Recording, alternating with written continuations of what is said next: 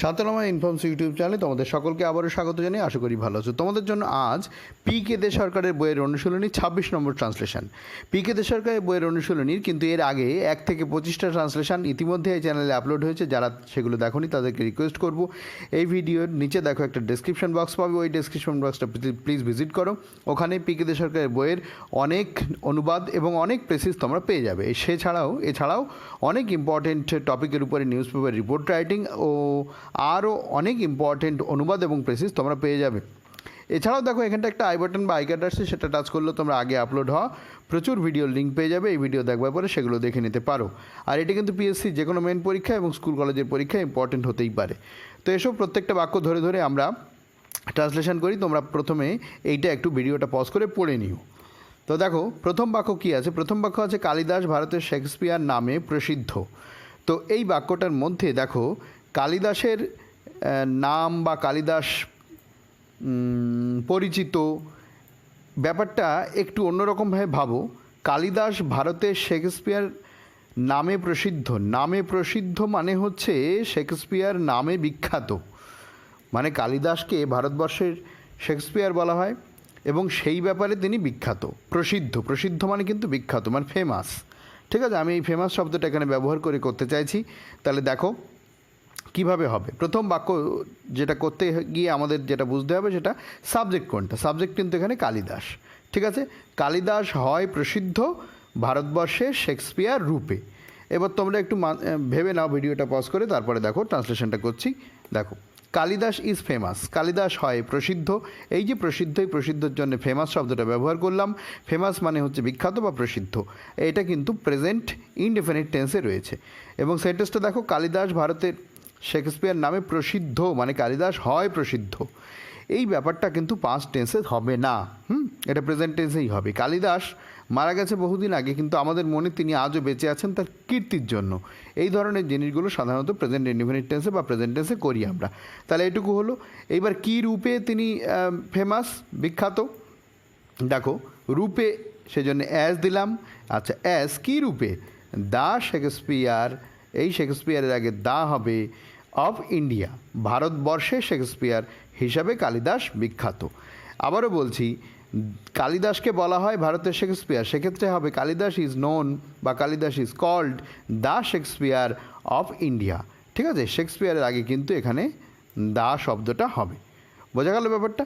পরের বাক্য দেখো কি বলছে, তাহার নাম অমর হইয়া আছে। আচ্ছা দেখো, তাহার নাম অমর হইয়া আছে। অমর মানে ইমর্টাল।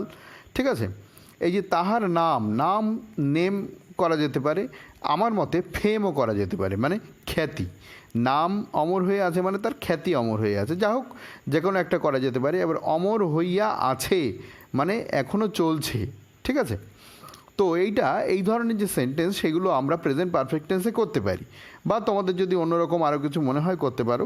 দেখো হিজ নেম, আবারও বলছি হিজ নেম মানে তার নাম। এখানে হিজ ফেমও যদি করা হয় আমার মতে হবে। ঠিক আছে, আমি এইবার এটাকে প্রেজেন্ট পারফেক্ট টেন্সে করছি। হ্যাজ বিকাম, হয়েছে। হ্যাজ বিকাম হয়েছে মানে তার যে কীর্তি, সেই কীর্তির জন্য তার নাম হয়েছে অমর। বিকাম ইমর্টাল, ইমর্টাল মানে হচ্ছে অমর। ঠিক আছে, বোঝা গেল ব্যাপারটা? এখানে যদি তোমরা দাও his fame has become immortal, তাও হবে। কিন্তু যদি এখানে দেওয়া হয় হিজ নেম ইজ ইমর্টাল, ব্যাপারটা যেন কীরকম একটা হয়ে যাচ্ছে। ঠিক আছে, তার নাম তার কীর্তির জন্য ইমর্টাল হয়েছে। ঠিক আছে, এমনি ইমর্টাল না, হয়েছে, কোনো না কোনোভাবে হয়েছে। সেই জন্য এখানে হ্যাজ বিকাম ইমর্টাল ব্যবহার করলাম। তোমাদের মনে যদি অন্য কিছু সেরকম অ্যাপ্রোপ্রিয়েট মনে হয় করতে পারো। নেক্সট দেখো কী বলছে, বিক্রমাদিত্য সভার নবরত্নের মধ্যে তিনি সর্বশ্রেষ্ঠ ছিলেন। এই নবরত্ন হিন্টস দেওয়া রয়েছে। দেখো এখানে পি.কে. দে সরকারের বইয়ের অনুশীলনীতে হিন্টস দেওয়া রয়েছে। হিন্টসটা হচ্ছে 9 জেমস। প্রথম অক্ষরগুলো বড় হাতের লিখতে হবে। ঠিক আছে, সর্বশ্রেষ্ঠ ছিলেন, সুপারলেটিভ ডিগ্রিতে আমাদের করতে হবে। এখানে দ্য বেস্ট করা যেতে পারে, দ্য গ্রেটেস্টও করা যেতে পারে। ঠিক আছে, তবে আমার মনে হয় দ্য বেস্ট বেশি ভালো। আচ্ছা, বিক্রমাদিত্যের সভার জন্য আমরা কোর্ট ব্যবহার করতে পারি, পার্লামেন্টও ব্যবহার করতে পারি, অসুবিধা নেই। আর বিক্রমাদিত্য তো প্রপার নাউন, নামটা লিখে দিতে হবে। তাহলে এখানে সেন্টেন্সটা সাবজেক্ট কী হবে?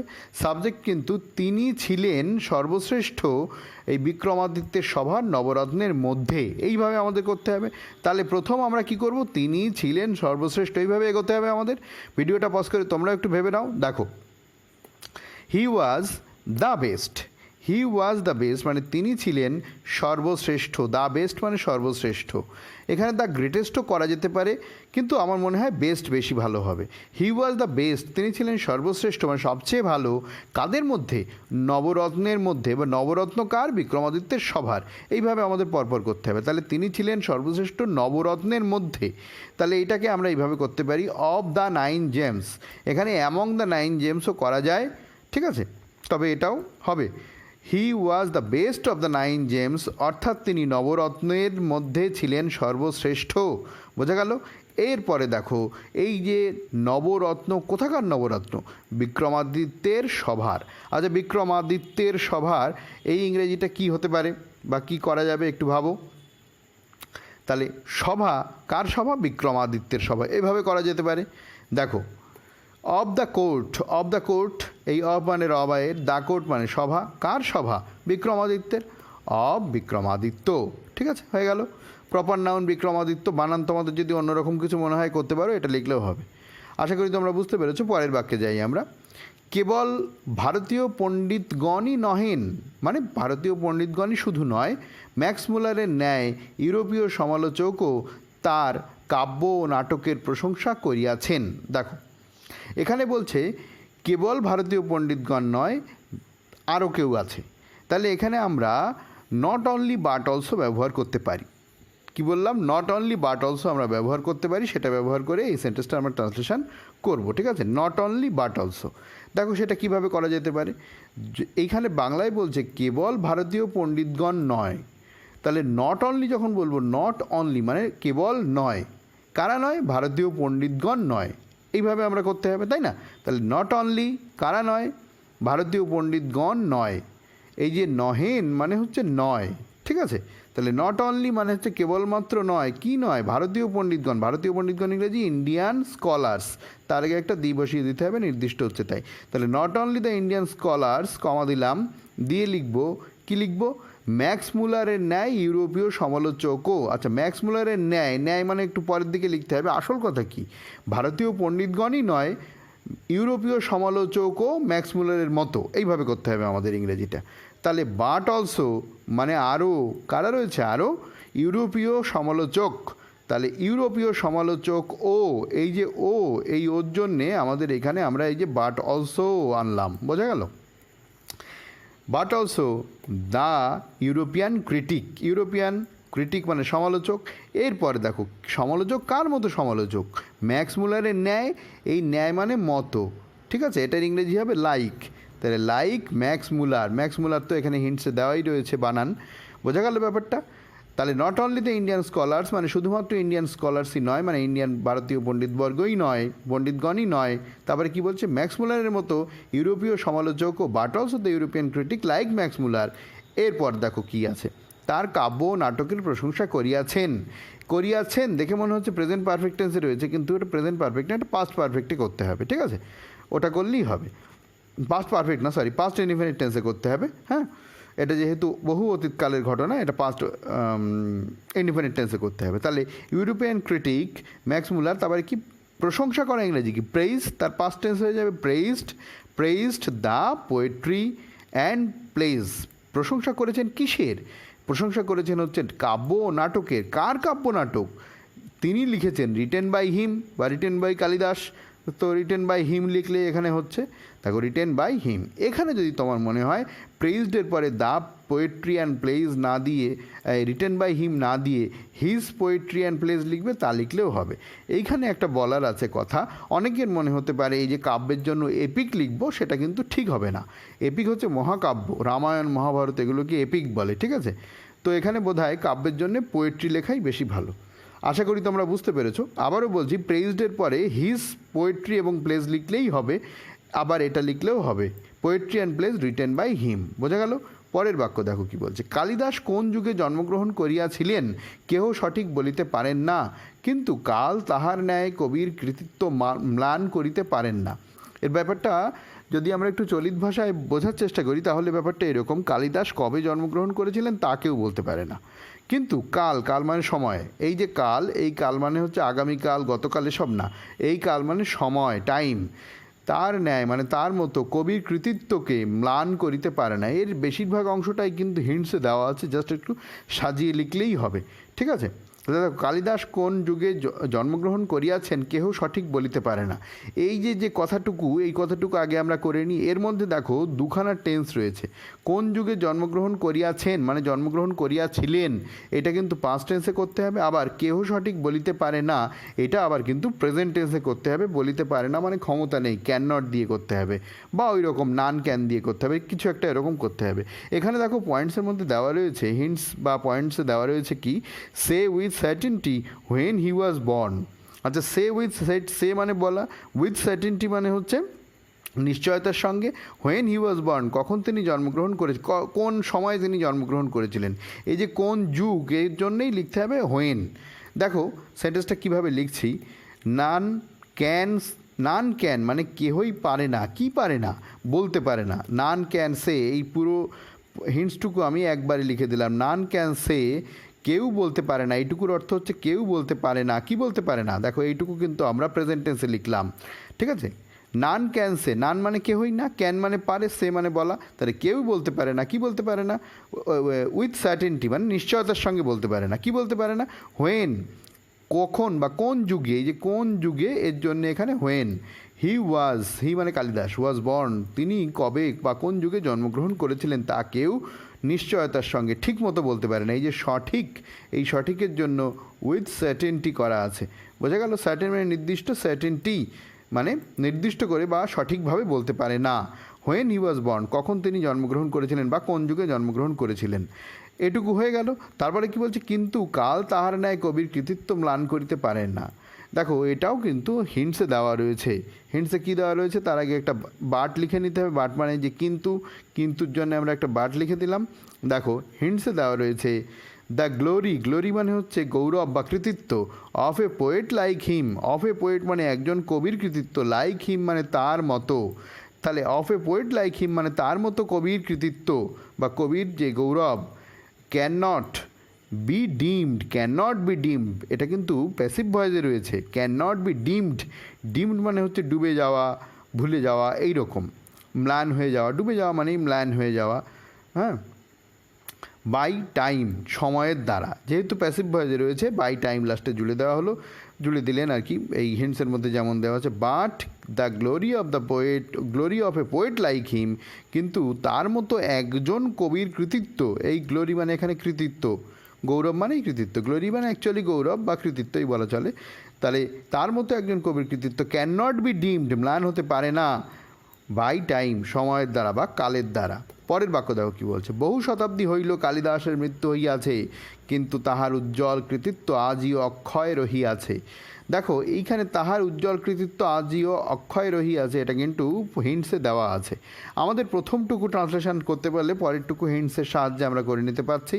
আচ্ছা, এইখানে একটা বক্তব্য অনেকেই কমেন্ট করে বলে, স্যার পরীক্ষায় কি হিন্টস দেওয়া থাকবে? না, পরীক্ষায় ট্রান্সলেশনে কোনো হিন্টস দেওয়া থাকে না, কোনো ক্ষেত্রে হিন্টস দেওয়া থাকে নিউজ পেপার রিপোর্ট রাইটিংয়ের ক্ষেত্রে, ঠিক আছে, এটাই কিন্তু কোনো হিন্টস দেওয়া থাকবে না। কিন্তু হিন্টসগুলো কেন ব্যবহার করা হচ্ছে, কারণ এখানে আমরা সবাই শিখছি, তাই আমরা হিন্টস ব্যবহার করছি, ঠিক আছে।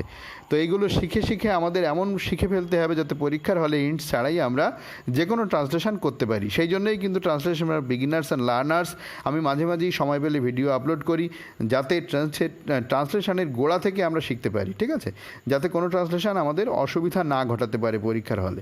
তো সেগুলো তোমরা দেখো, বারবার রিকোয়েস্ট করি সেগুলো দেখবার জন্য। যাই হোক, দেখো বহু শতাব্দী হইল কালিদাসের মৃত্যু হইয়াছে, এইটুকু আমরা করব, বহু শতাব্দী হইল কালিদাসের মৃত্যু হইয়াছে, মানে কালিদাস মারা গেছে, অনেক শতাব্দী পাস হয়ে গেছে, ঠিক আছে।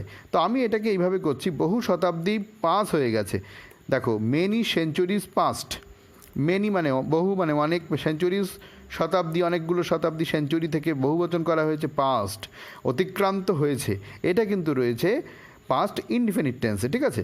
পাস্ট ইনডিফিনিট টেন্সে আমি করে ফেললাম, বহু শতাব্দী পাস করেছে, কবে মানে কী অবস্থায় মানে কোন সময়ের আগে পরে পাস করেছে দেখো, অতিক্রান্ত হয়েছে। কালিদাসের মৃত্যু হওয়ার পরে বহু শতাব্দী পার হয়ে গেছে, সেটাই বলছে এখানে। বহু শতাব্দী হইল কালিদাসের মৃত্যু হইয়াছে। তার মানে কি, কালিদাসের মৃত্যুর পরে অনেকগুলো শতাব্দী চলে গেছে, সেটাই লেখা হয়েছে দেখো। মেনি সেঞ্চুরিজ পাস্ট, অনেক শতাব্দী চলে গেছে কালিদাসের মৃত্যুর পর। তাহলে আফটার পরে, এরপরে দেখো এইটা যেহেতু পাস্ট ইনডিফিনিট টেন্সে রয়েছে, আফটারের পরে আমাদের পাস্ট পারফেক্ট টেন্স ব্যবহার করতে হবে। তোমরা যারা টেন্স সম্পর্কে সমস্যা রয়েছে যাদের, এই ডেসক্রিপশন বক্সে দেখো টেন্স অ্যান্ড ট্রান্সলেশন, ওর মধ্যে থেকে পাস্ট পারফেক্ট টেন্সটা অবশ্যই দেখে নিও, তাহলে এটা বুঝতে পারবে আরও ভালো করে। তাহলে মেনি সেঞ্চুরিজ পাস্ট, আফটারের পরে হ্যাড যুক্ত যে টেন্সটা থাকে সেইটা হবে, অর্থাৎ কিনা পাস্ট পারফেক্ট টেন্সটা হবে। আফটার কালিদাস হ্যাড ডাইড, তার মানে এইটুকুর অর্থ হচ্ছে কালিদাসের মৃত্যুর পরে অনেক সেঞ্চুরি পার হয়ে গেছে, মানে অনেক শতাব্দী গত হয়েছে। তারপরে কমা দিয়ে দেখো, কিন্তু তার উজ্জ্বল কৃতিত্ব আজিও অক্ষয় রয়েছে। অক্ষয় রহি আছে মানে রয়েছে। এটাও দেখো এখানে হিন্টস দেওয়া রয়েছে সুন্দর রকম, সেই হিন্টসটাই লিখে দিচ্ছি।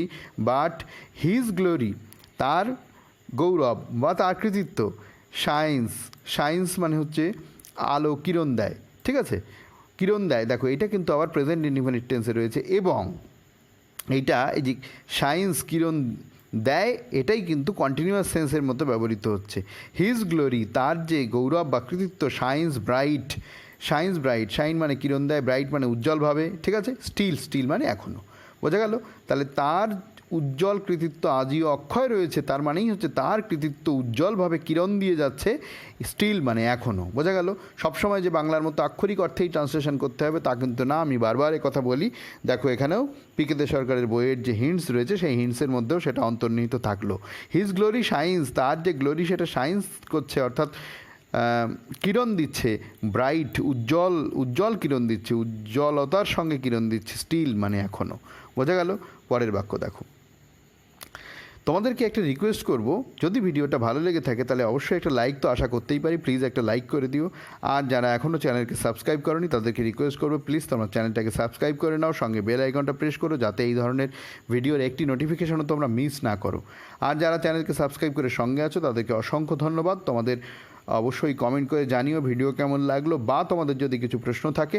আর অবশ্যই কমেন্ট বক্স এবং ডেসক্রিপশন বক্সটা ভিজিট করো। অনেক সময় দেখা যায় কি তাড়াহুড়ো করে কিছু ভুল থেকে যায়, বা আরও যদি ডেভেলপমেন্ট করা যায় ট্রান্সলেশনের, অনেকেই কমেন্ট করে জানায়, সেগুলো কিন্তু আমি কমেন্ট বক্সে লিখে দিই বা ডেসক্রিপশন বক্সেও লিখে দিই, তাই সেগুলো একবার দেখে নিও, পরেও একবার দেখে নিও। তারপরে দেখো, তাহার কাব্য ও নাটক সংস্কৃত সাহিত্যের অমূল্য সম্পদ। বেশ, এই বাক্যটা কীভাবে হবে, তাহার কাব্য ও নাটক, তার মানে কি ওই সেই একটু আগেই আমরা করেছি, হিজ পোয়েট্রি অ্যান্ড প্লেস সংস্কৃত সাহিত্যের অমূল্য সম্পদ কিছু একটা আমাদের করতে হবে, ঠিক আছে। দেখো তোমরা ভিডিওটা পজ করে একটু ভেবে নিতে পারো। দেখো আমি করছি, হিজ পোয়েট্রি, তার যে কাব্য, অ্যান্ড প্লেস এবং নাটক। এইখানে পোয়েট্রির জন্যে এটার বহুবচন করবে না, এটাই কিন্তু বহুবচনে বোঝায়, ঠিক আছে। হিজ পোয়েট্রি, তার যে কাব্য, অ্যান্ড প্লেস এবং নাটক, কি বলছে, সংস্কৃত সাহিত্যের অমূল্য সম্পদ। তাহলে হয় অমূল্য সম্পদ সংস্কৃত সাহিত্যের, এইভাবে করতে হবে।